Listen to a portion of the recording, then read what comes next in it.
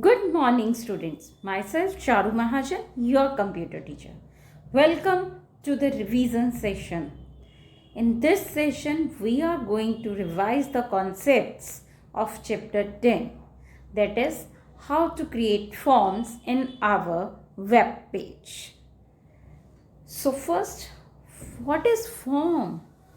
Whenever you visit some website, you always have seen that they will ask you to write about your personal information as your name, your email ID, your contact number, etc. They want the feedback from you. They want you to write some comment or the feedback about their website. All these things are done through creating the forms on the web page. So, forms, we use it for the collection of information from the different visitors of your website. Okay? Yeah, that's right. It's just used for collecting the information about the visitors, to know about their feedbacks, their comments, their liking and disliking. Okay, so for creating the form, there are three main important parts in this process. One is form input elements, second is submit button, which plays a major role, and the third is sending the data to the web server for the processing. Okay, so let's discuss the input controls. Input control is a type of the input mechanism. The different parts of a form which are used to take data from the user are known as the input controls. The two types of input control, data input control and the text input control.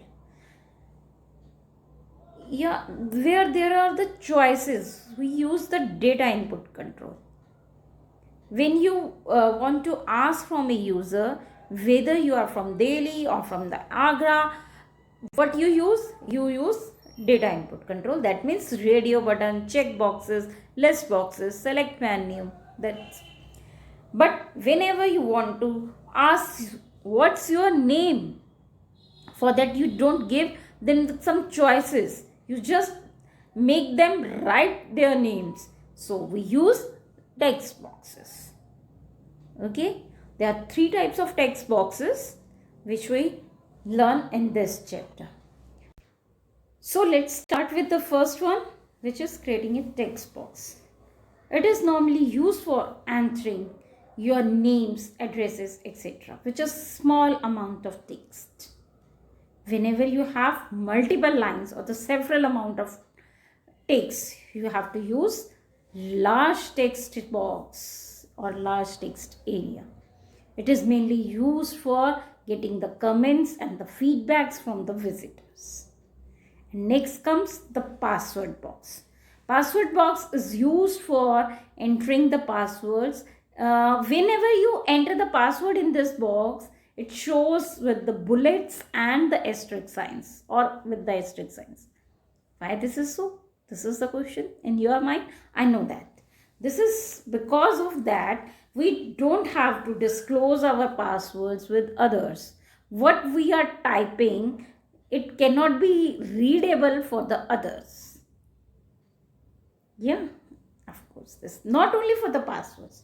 It's not only used for the passwords. It's also used for the PIN numbers used by the net banking and the credit cards or the debit cards. Yes. Yeah, PIN number is the password for those things. Net banking and credit cards, debit cards, e-wallet, ये सब OTP and ये सारी चीज़ें जो हैं, these works as a password. Yeah. Now we move to the data input controls. The first is the checkbox. Checkbox allows a user to choose more than one option from given choices.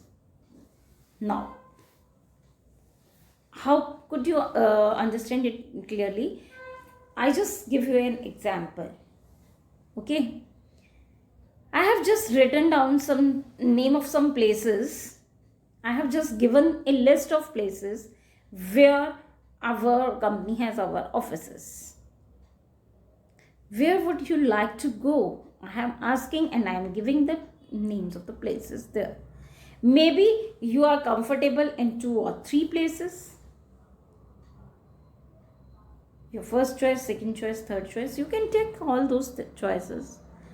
But sometimes we have the type of field like this, key user, we have to limit the user with one choice only. Then we use the radio button. That's correct. We use the radio button. It limits the choice to the one only. Yeah, I can give you the example for that also. As we are creating some forms for the students who want to participate in karate competition. But in the form you have to mention your class. So we have make limits whether the student can be from 8, 9 or 10. Okay. So we have given the 3 choices, 8, 9 and 10, and you have to choose the one class. Yes.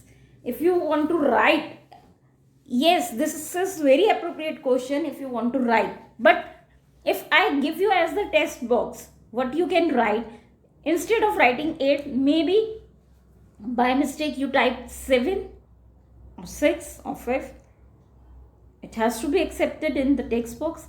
But when I give you the radio buttons for 8, 9 and 10 and you have to choose only the one, the chances of mistakes becomes less.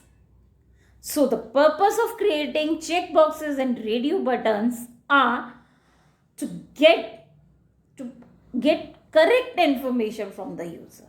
Not only the information, but get the correct information from the user. So we can decide about the liking and the disliking of those. Okay. So next is submit button. It's very important. It's very important, submit button. When we fill the form, whatever we want to write, we have written. When we press submit button, what happens? It just sends all the information or the data whichever you have typed in the form to the appropriate location for the processing. This is very important. If you don't press the submit button, your information will not go to the owner of the website or to the concerned person of the website. Okay. So you have to press the submit button after typing the information.